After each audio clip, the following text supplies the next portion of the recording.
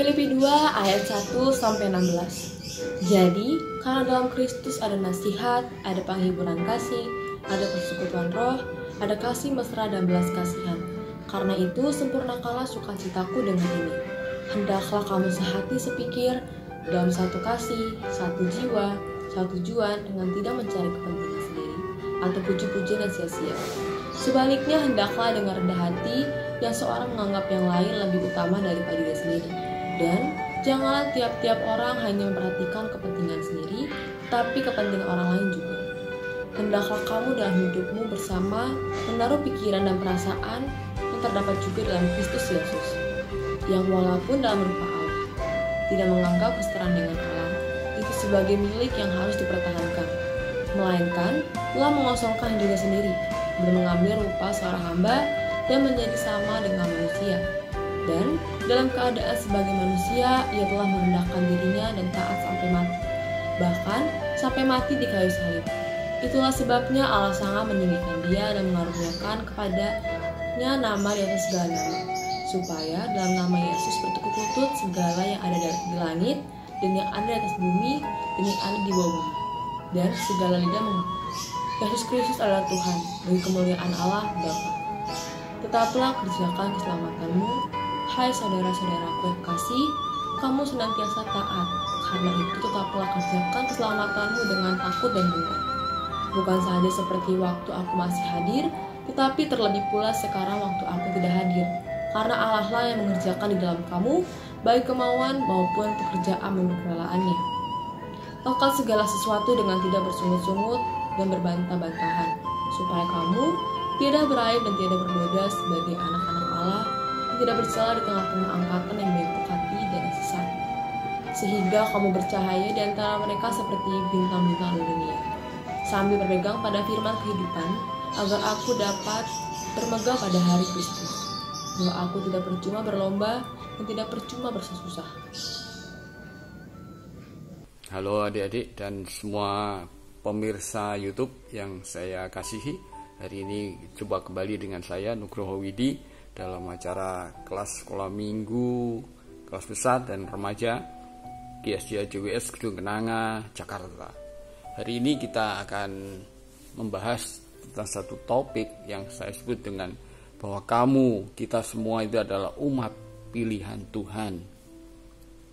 Ya, dan sekarang ini banyak orang yang menganggap bahwa dirinya paling benar, agamanya paling benar, tidak mau disamakan dengan yang lain, dan bahkan berani menganggap orang lain itu sesat, orang lain itu lebih jelek daripada dia. Apa benar ya seperti itu? Itu karena ada banyak yang berpendapat bahwa mereka itu adalah umat pilihan Tuhan, menganggap diri sendiri adalah umat pilihan Tuhan. Jadi orang lain kayak bukan umat pilihan Tuhan begitu ya. Jadi makanya banyak sekarang ini pertentangan, perdebatan di media-media massa dan segala mengenai agama itu ramai sekali. Tapi hari ini kita akan bicara mengenai sejarah, bagaimana riwayatnya mengenai umat pilihan Tuhan ini. Istilah umat pilihan Tuhan atau orang pilihan itu dimulai dari Abraham. Abraham itu disebut sebagai bapak orang beriman, karena Tuhan pernah datang pada Abraham dan berjanji, ya, dia berjanji nanti keturunanmu akan banyak, semua bangsa akan diberkati, aku akan memberkati orang-orang yang memberkati engkau dan mengutuk orang-orang yang mengutuk engkau, dan olehmu semua kaum di muka bumi akan mendapat berkat. Jadi walaupun tidak ada dasar, tetapi Abraham percaya. Maka percayalah Abraham kepada Tuhan. Maka Tuhan memperhitungkan hal itu kepadanya sebagai kebenaran. Jadi mereka yang hidup dari iman, merekalah yang diberkati bersama-sama dengan Abraham yang beriman itu. Ya, dari inilah Abraham atau Ibrahim, inilah asal usul ajaran agama bahwa manusia itu berkenan di hadapan Tuhan karena iman, karena percaya, beriman kepada Tuhan. Faith and trust. Kalau dulu dalam agama-agama kuno, maka untuk berkenan saja itu manusia menganggap harus dengan persembahan, korban, harus berbuat ini agar Tuhan berkenan. Tetapi mulai dari Abraham itulah diperkenalkan apa yang disebut dengan iman atau percaya, bahwa Tuhan berkenan pada manusia yang beriman dan percaya kepadanya. Dan kemudian itu dilanjutkan pada umat bangsa keturunan Abraham, salah satunya adalah orang Israel, dijanjikan, jadi engkaulah umat yang kudus bagi Tuhan Allahmu, dan engkau dipilih Tuhan untuk menjadi umat kesayangannya dari antara segala bangsa yang di atas muka bumi. Keturunanmu akan terkenal di antara bangsa-bangsa, dan anak cucumu di tengah-tengah suku-suku bangsa, sehingga semua orang yang melihat mereka akan mengakui bahwa mereka adalah keturunan yang diberkati Tuhan. Dan gambar yang menjadi latar belakang dari ini adalah lukisan lama dari David Roberts yang menggambarkan tentang kitab Keluaran atau keluarnya bangsa Israel dari tanah Mesir. Ini digambarkan bagaimana suasana seperti itu di istana Raja Firaun saat itu ketika bangsa Yahudi atau bangsa Israel keluar dari Mesir, pergi dari istana itu. Nah, berabad-abad Tuhan mengirim utusan-utusan para nabi-nabi untuk membimbing. Ini umat pilihan Tuhan ini. Umat pilihan ini dikirimi utusan-utusan, nabinya banyak, berkali-kali, berabad-abad.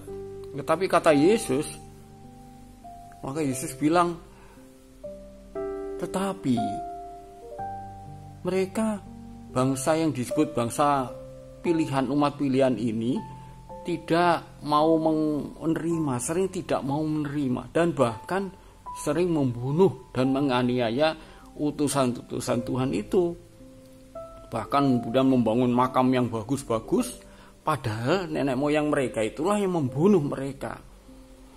Ya, jadi orang-orang bijaksana, orang-orang nabi-nabi diutus kepada mereka, tetapi yang terjadi adalah mereka menganiaya, menolak, tidak mau menerima. Ya. Alasannya banyak, tetapi mungkin seperti ini digambarkan oleh Yesus sebagai dalam perumpamaan tentang penggarap kebun anggur.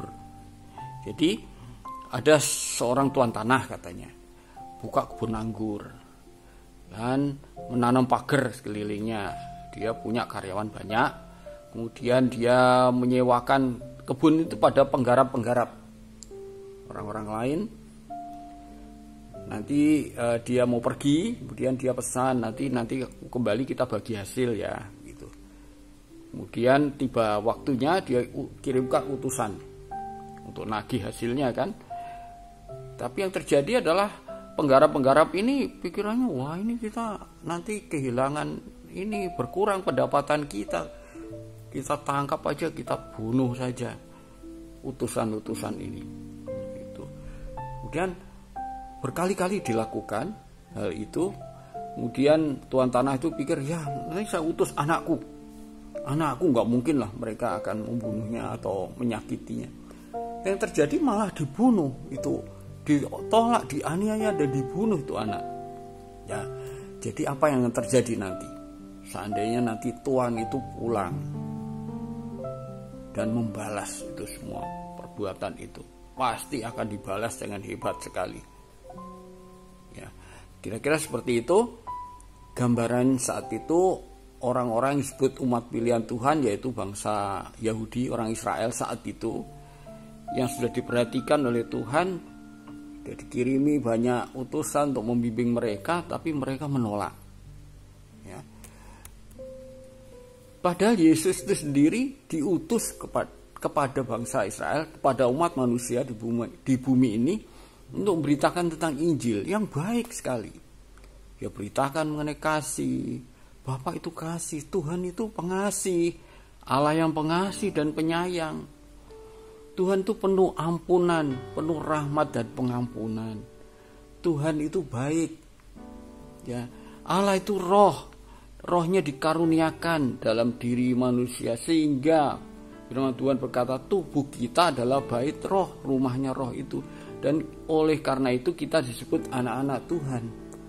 Jadi kita yang ditempati oleh roh Tuhan ini adalah saling bersaudara, persaudaraan umat manusia dalam roh. Dan pemerintahan Tuhan bisa terjadi dalam hati setiap manusia. Ibarat kalau kita, ya saya sering ambil gambaran seperti handphone kita ini. Handphone kita ini ya itu bisa menangkap, bisa kita kalau mencet sesuatu di sini bisa dikirim.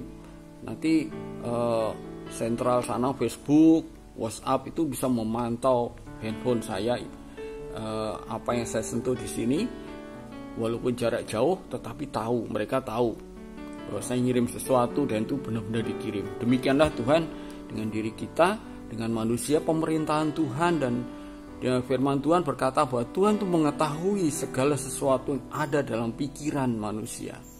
Ya, karena Tuhan itu menaruh rohnya di dalam diri setiap manusia gitu. Dan Tuhan itu penuh rahmat dan pengampunan. Tuhan yang baik. Dan kita juga mesti demikian.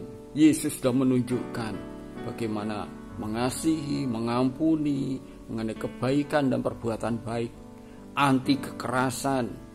Kalau ada yang bersalah ya diadili bersama-sama dengan pengadilan yang adil dan tidak main hakim sendiri, dan tidak memperalat agama untuk kepentingan politik, untuk cari kekuasaan, untuk cari duit yang banyak, itu kan. Dan itulah sebabnya ajaran-ajaran yang ini sebetulnya ini bagus kan. Tapi kenapa orang Israel itu menolak Yesus?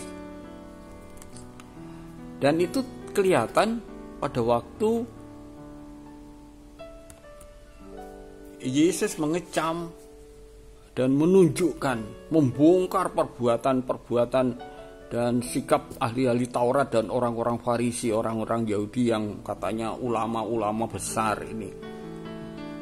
Yesus mengatakan bahwa mereka mengajarkan agama, ajaran agama, tetapi tidak melakukannya. Mereka, semua yang kerjaan mereka lakukan hanya dimaksud supaya dilihat orang. Mereka pakai jubah yang bagus, baju yang bagus, duduk di tempat yang bagus, penghormatan di tempat-tempat yang bagus. Ya, mereka senang sekali seperti itu. Dan bahkan mereka menghalangi orang supaya tidak tahu kebenaran, menghalangi orang masuk dalam kerajaan surga, dibilang gitu. Dan menghalangi karena mereka tidak mau kekuasaan mereka hilang atau berkurang. Mereka tidak mau penghasilan mereka, penghormatan untuk mereka itu hilang. Jadi kalau ajaran Yesus itu diajarkan pada orang banyak dan orang banyak menerima, lalu para ahli Taurat dan ulama-ulama Farisi ini akan kehilangan banyak penghasilan, banyak kepentingan kekuasaan tadi itu. Ya. Jadi mereka bahkan mengabaikan yang penting dari hukum agama atau hukum Taurat mereka, yaitu keadilan dan belas kasihan dan kesetiaan. Mereka itu seperti kuburan, maka Yesus bilang begitu, yang dilabur putih, luarnya bagus, di keramik bagus, dilabur putih ya, tapi dalamnya tulang belulang, menakutkan. Jadi mereka tuh seperti mangkok atau piring yang kotor dalamnya, tapi luarnya bagus, tapi dalamnya kotor. Jadi Yesus bilang, bersihkan dulu dalamnya, baru kamu berkenan di hadapan Tuhan. Tapi mereka tidak mau melakukan ini. Mereka bahkan menjadi orang-orang yang disebut oleh Yesus sebagai orang yang munafik. Jadi beda antara ajaran dan perbuatan dan niat hati mereka beda. Jadi bahkan oleh karena itulah mereka membunuh utusan-utusan Tuhan, nabi-nabi, menolak petunjuk-petunjuk dari Tuhan. Ya. Demikianlah kira-kira apa yang terjadi pada Yesus, kenapa dia ditolak, sehingga Yesus sampai mengeluarkan nubuat mengenai Yerusalem. Dia sedih sekali karena Yerusalem tidak mau ikut ajaran-ajarannya. Mereka menolak. Berkali-kali aku rindu mengumpulkan kamu, anak-anakmu, sama seperti induk ayam mengumpulkan anak-anaknya di bawah sayapnya, tetapi kamu tidak mau. Jadi karena itu Yesus berkata, lihat nanti rumahmu akan menjadi sunyi, ditinggalkan, kamu tidak akan melihat aku lagi, sehingga kamu berkata, diberkatilah dia yang datang dalam nama Tuhan. Dan bait Allah yang megah itu, ini gambarannya seperti ini, nanti akan diruntuhkan katanya. Wah, itu bagus sekali katanya. Tapi setiap batu yang ada di sini nanti tidak akan ditumpuk di atas batu yang lain. Semuanya akan diruntuhkan. Jadi Yesus ditolak. Bahkan di hadapan Pilatus itu adalah gubernur Romawi yang saat itu berkuasa di tanah Yudea, itu tidak menemukan kesalahan apapun dalam diri Yesus. Tetapi Yesus tetap ditolak. Dan karena hasutan imam-imam kepala dan tua-tua, orang banyak bertekad untuk meminta supaya Barabas dibebaskan dan Yesus dihukum mati. Jadi ada tahanan lain namanya Barabas yang dibebaskan, tapi Yesusnya dihukum mati.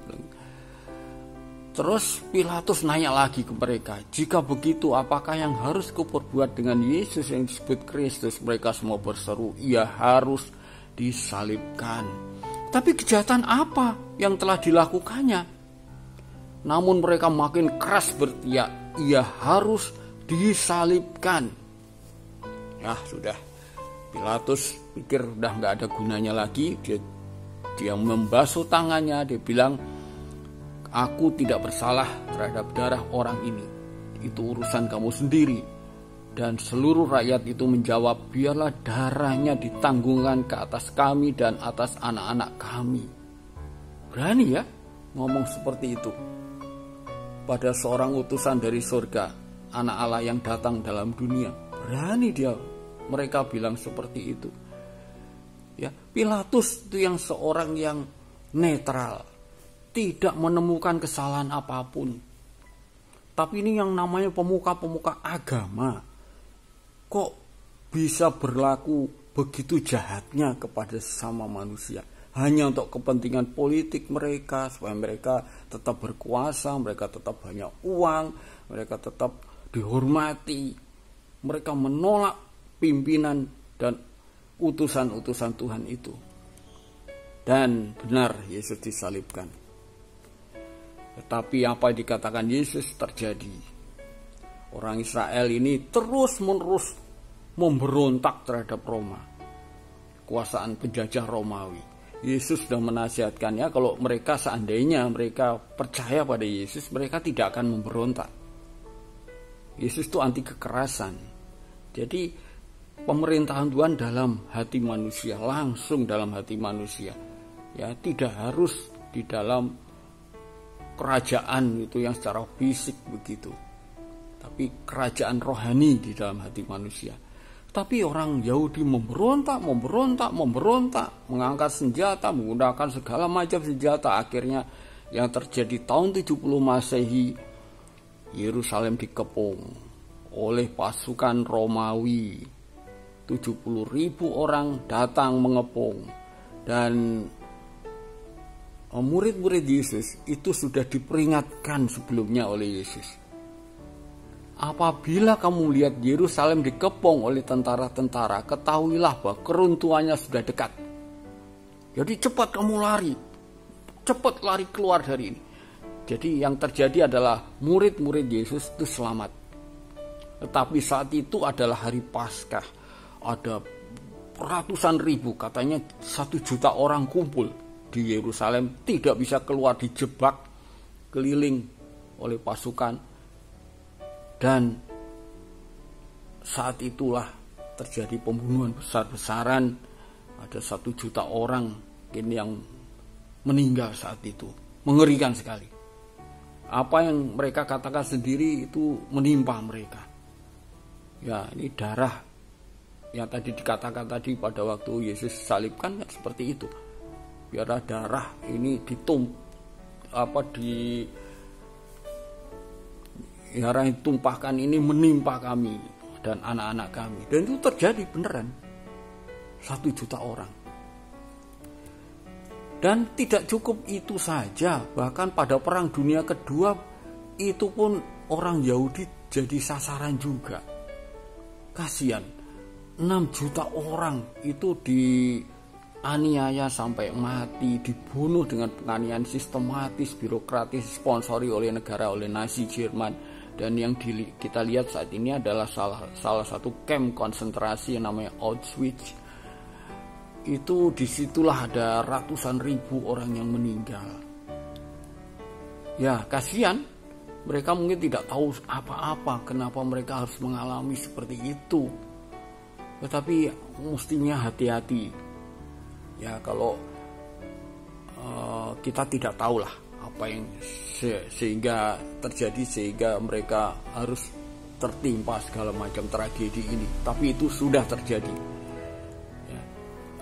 Dan yang lain lagi adalah bahwa kerajaan Allah itu akan diambil daripadamu, dari umat pilihan tadi itu, orang Yahudi, orang Israel, bangsa Israel, dan akan diberikan pada satu bangsa-bangsa lain yang akan menghasilkan buah kerajaan itu. Diberikan kepada bangsa-bangsa lain, termasuk kita yang mendengarkan ini. Jadi gelar umat pilihan itu diberikan kepada semua yang lain yang mau percaya. Kabar keselamatan itu, apa yang diajarkan oleh Yesus seperti yang tadi sudah saya paparkan tadi. Ya. Namun masih ada harapan, bahwa ada harapan pada akhir zaman ini. Nanti suatu kali Israel akan percaya dan diselamatkan juga, dan akan percaya Yesus adalah Mesias yang mereka tunggu-tunggu itu. Ada nubuat tentang penyelamatan Israel itu. Pada akhir zaman dari Sion akan datang penebus, ia akan menyingkirkan segala kefasikan daripada Yakub dan seterusnya. Kita lihat saja. Mungkin kita simpulkan saja. Jadi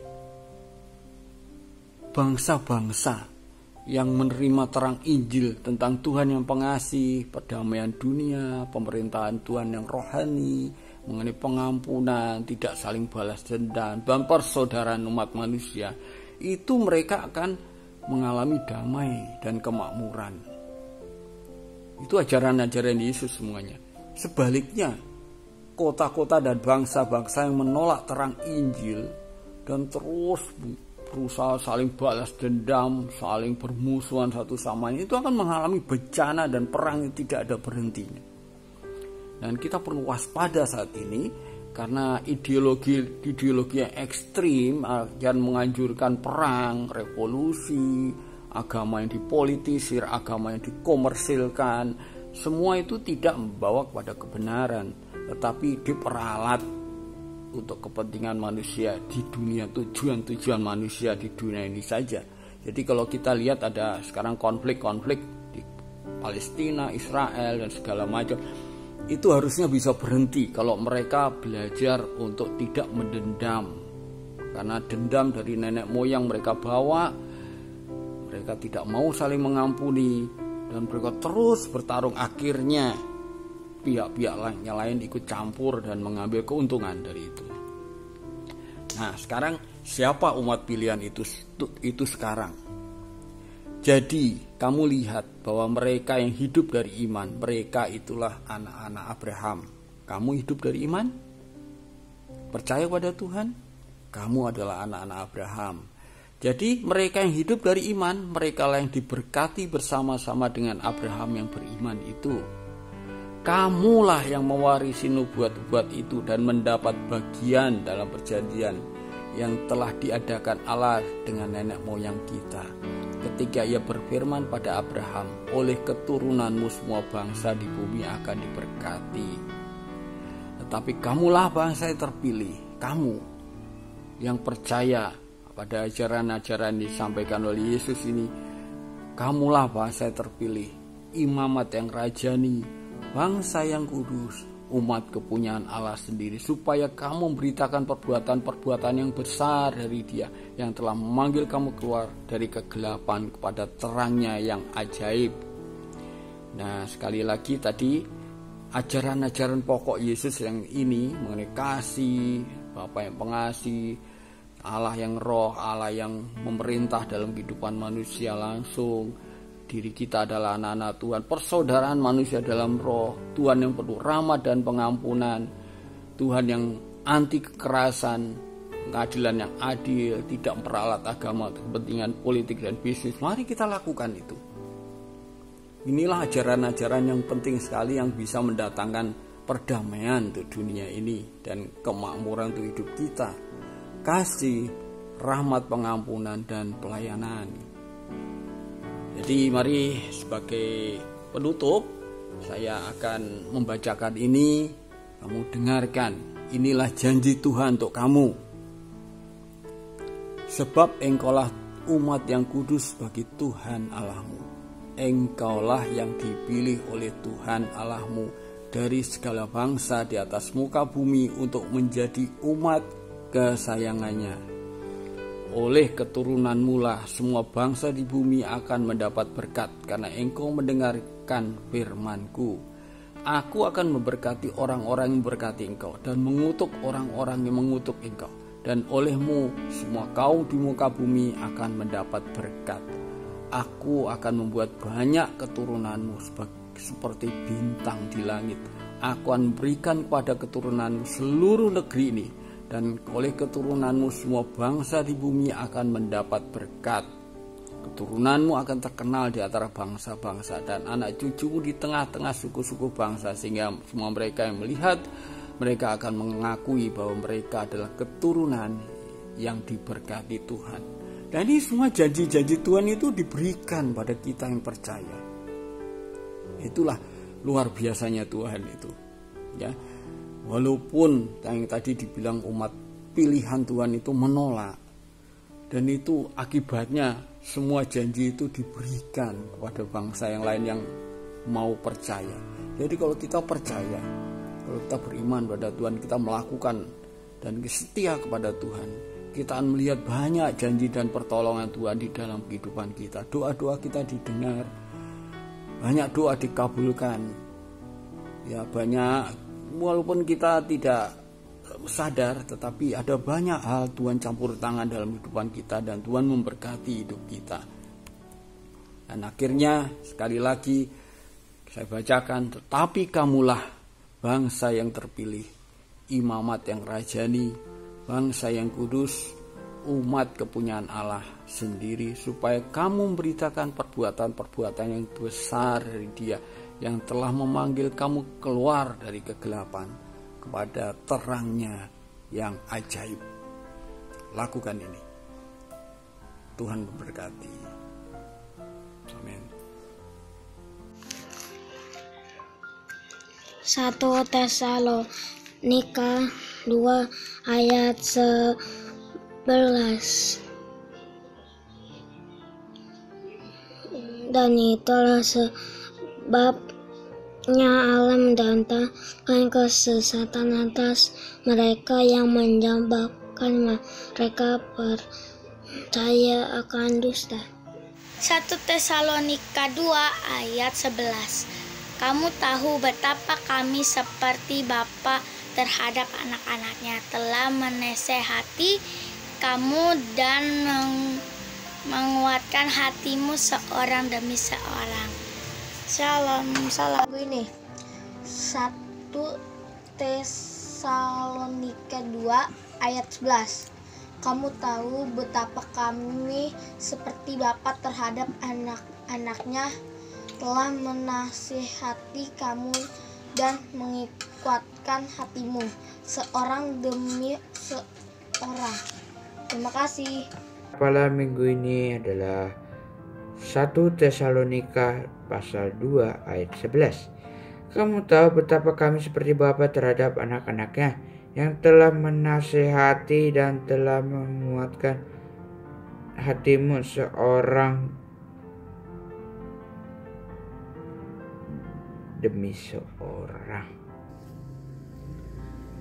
Ayub 33 ayat 4. Roh Allah telah membuat aku, dan nafas yang maha kuasa membuat aku hidup.